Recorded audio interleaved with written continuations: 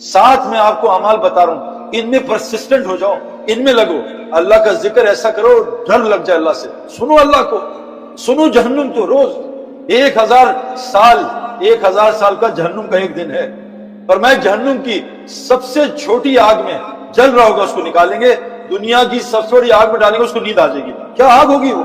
التی تتلو علی الافئدہ، جہنم کی آگ سینوں میں گھسے گی، دل میں ذرا سا درد ہوتا ہے، میں نے لوگوں کو چیختے ہوئے دیکھا ہے، دل میں درد ہو گیا چیخیں مار رہے ہیں ادھر بیٹھ پہ، کیا ہو دل میں؟ یہ دل کا درد سب سے خطرناک، داڑھ سے خطرناک، سوئیاں چبھتی ہیں میرے دوستو، اللہ کہہ رہے ہیں یہ جہنم خطرناک چیز ہے، تو بھائی ایسی مجلس میں بیٹھو جو اللہ کا ڈر لگے۔ نمبر 2، اذا تلیت علیہم آیات ذات ایمانا، جب ان کے سامنے قرآن پڑھا جاتا ہے ان کے ایمان بڑھتا ہے۔ تو یہ جو آج ذکر کی مجلس ہم لگا رہے ہیں، اس میں روز بیٹھو، نبی کو کہا میں آپ بھی 2 دفعہ بیٹھو، حضرت محمد صلی اللہ علیہ وسلم کو اللہ نے کہا اے اللہ کے رسول عبداللہ بن مسعود سے قرآن سنیں، اے اللہ کے رسول حضرت کعب سے قرآن سنیں، اللہ کے نبی نے کہا مجھے قرآن سناؤ، کہا اللہ کے رسول آپ پہ نازل ہوا ہے، کہا اللہ نے مجھے کہا سنوں، کہا ہمارا نام لیا ہے، کہا تمہارا نام لے کے کہا تم سے قرآن سنو۔ قرآن سننے سے ایمان بڑھتا ہے، لیکن کیسے؟ جب قرآن سمجھ میں آئے گا۔ ہمیں تو قرآن سن کے نیند آتی ہے، ہمیں تو اللہ معاف کرے، T20 میچ کتنے دن کا ہوتا ہے؟ 4 گھنٹے کا، میں نے آج تک T20 کی میچ میں کسی کو جمائی نہیں دیکھی، ابھی تراویح آئیں گی دیکھنا جمائیوں کا کیا حال ہوا۔ تراویح شروع تو کرے امام، الف لام میم، پھر دیکھو کہاں پہنچے میں، کہاں تھے بھائی عالمون تعلمون کے علاوہ، مجھے تو کچھ سمجھ نہیں آتا یہ کیا وجہ ہے کہ 4 گھنٹے کی T20 جگاتی ہے، تراویح سلا دیتی ہے۔ میرے دوستو، دوسرا عمل عزت علی روزی لینی ہے، قرآن کی تعلیم میں بیٹھو۔ یہ قرآن کی تعلیم میں نہیں بیٹھو گے، مولانا الیاس صاحب فرماتے تھے تبلیغ کی محنت بغیر قرآن کے علم کے جہالت پھیلائے گی، آپس میں لڑیں گے لوگ۔ ہم دعوت کے کام میں علماء سے پوچھ کے چلتے ہیں، ہمارے کام میں تبلیغ کا کام ہے، علماء ہم مدارس سے پوچھ کے چلیں گے۔ دوسرا کام کیا ہے؟ قرآن کی تعلیم میں بیٹھو۔ نمبر 3، اللہ پہ بھروسہ کرو، اللہ ساری کائنات کو پال رہا ہے، 40 سال بنی اسرائیل کو بغیر سبب کے پالا ہے، وہ اللہ آج بھی موجود ہے۔ مریم کو بغیر موسم کے روزانہ اس کے کمرے میں کھانا پہنچا ہے، ابراہیم صاحب کو آگ میں پالا ہے، ماں کے پیٹ میں پالتا ہے۔ اللہ پہ بھروسہ رکھو۔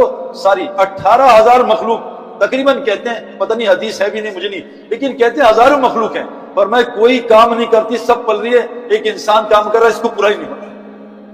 جس انسان کے ہاتھ سے کاغذ بنا، کاغذ انسان کے ہاتھ سے بنتا ہے، اسی کا انسان کے ہاتھ سے وہ کاغذ ڈالر بنتا ہے، اور آج یہ انسان اس ڈالر کا محتاج ہو گیا جس کے ہاتھ سے بنا ہے، یہ دکان کا محتاج، یہ فیکٹری کا محتاج۔ میرے دوستو، اللہ پہ بھروسہ کرو۔ 3 عمل، یہ مومن کی علامت۔ نمبر 4، اپنی نماز کو ٹھیک کرو۔ آج میرے دوستو، مجھ سے لوگ کہتے ہیں سعید بھائی میرے بچے کا بلہ سیدھا کر دو۔ میں نے طارق جمیل صاحب سے پوچھا کہ آپ کو تبلیغ میں کتنے عرصہ ہو گیا ہے؟ کہا تقریباً 40 سال۔ میں کہا اب اخلاق کی بات کرتے ہیں، اخلاق تو نماز سے ٹھیک ہوں گے، اخلاق تو ایمان ہوتے ہیں، نماز سے فحاشی دور ہوگی، نماز سے بے حیائی دور ہوگی۔ آج بھی بتائیں 40 سال میں کسی مسلمان نے آپ سے نماز ٹھیک کرائی ہے؟ کہا ایک مسلمان مجھ سے نماز ٹھیک کرا دیا ہے۔ میرے دوستو، آپ کے پاس نئی گاڑی ہو، لیٹسٹ پورش فراری، آپ کسی اس آدمی کو دیکھو جو اس کی گاڑی چلانی نہیں آتی، کیا میرے بچوں کو نارام کاغذ لے جانا، اس نے گاڑی سیکھی نہیں، آج تک میرے پاس ٹائم ہی نہیں نماز سیکھا۔ میرے دوستو، نماز سیکھ کر لو، وہ رزق ملے گا آپ سوچ نہیں سکتے۔ ہر بیماری کا علاج نماز میں، اللہ کی قسم۔ مجھے یہ سروائکل اسپونڈلائٹس مجھے ہوا تھا، امپائر سے ٹکرایا تھا، میں ایک عرب کے ساتھ بیٹھا ہوا تھا، وہ بخارا کا شیخ الحدیث، اس میں نے کہا یار تم نماز، مجھے اللہ کے نبی کی نماز، ہماری نماز ہی صحیح نہیں تھی، اللہ کے نبی کی نماز اس نے سکھائی۔ ہم تو پتہ نہیں ہاتھ یہاں آتے تھے، اب یہاں آگے ادھر، اب تو لوگ یہاں سے اللہ اکبر، پتہ نہیں رکوع بھی ہمارا آج کل رکوع بھی پتہ نہیں کتنا خطرناک کام ہے۔ اس شخص کی سب سے بڑا چور ہے جو نماز میں چوری کرے۔ میرے دوستو، نماز ٹھیک کرو، روزی نماز کے ساتھ۔ اللہ نبی کو کہہ رہے ہیں گھر میں تنگی آئی ہے، وَأْمُرْ أَهْلَكَ بِالصَّلَاةِ وَاصْطَبِرْ عَلَيْهَا، اپنے متعلق اہل کو نماز قائم کراؤ، خود بھی نماز قائم کرو۔ لا نصر و رزق، ہم آپ سے روزی نہیں چاہتے، نماز میں روزی، رزق کریم، یہ خوار ذلت والی روزی۔ نمبر 5، اپنے مال کو صحیح جگہ خرچ کرو۔ جب مال کو شکر پہ خرچ کرو گے، شکر سے نعمت بڑھتی ہے۔ نماز کو کفر پہ خرچ کرو گے، حدیث میں آتا ہے بعض گناہ روزی تقدیر کی بند کر۔ آج ہمارا مال کہاں خرچ ہو رہا ہے؟ برا نہ ماننا بھائی، کھانوں پہ، کھانا کھائی جاؤ، کھانا۔ ہمارا مال خرچ ہو رہا ہے کپڑوں پہ، ہمارا مال خرچ ہو رہا ہے مکانوں پہ اور شادیوں پہ۔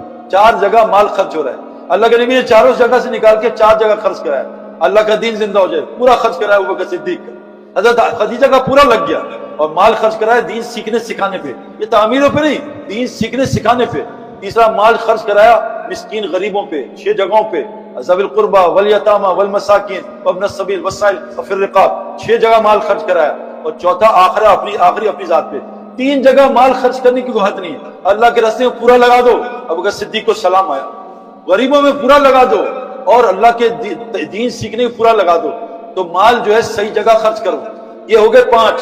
دیکھو ذکر کی مجلسیں، قرآن کی تعلیم کے حلقے، یہ جو حدیث کی تعلیم ہے، قرآن کی تعلیم، اللہ پہ بھروسہ کر کے بیٹھو، اللہ رازق ہے۔ اللہ فرماتے ہیں ساری مخلوق کی روزی کس کے پاس ہے؟ وما من دابۃ فی الارض الا علی رزقها، اللہ کی ذمہ ہے۔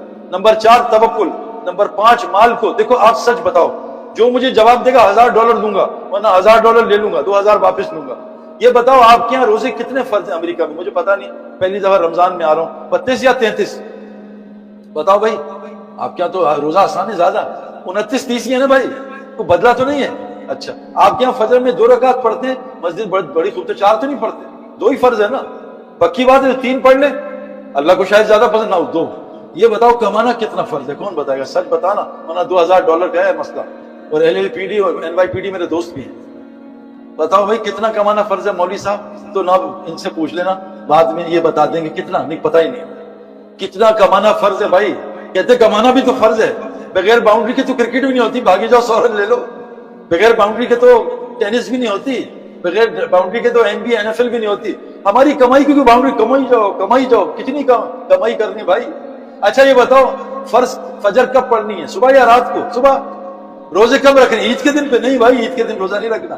یہ بتاؤ کب کمانا فرض ہے؟ کسی سے پوچھا ہے؟ پتہ ہی نہیں کب کمانا فرض ہے۔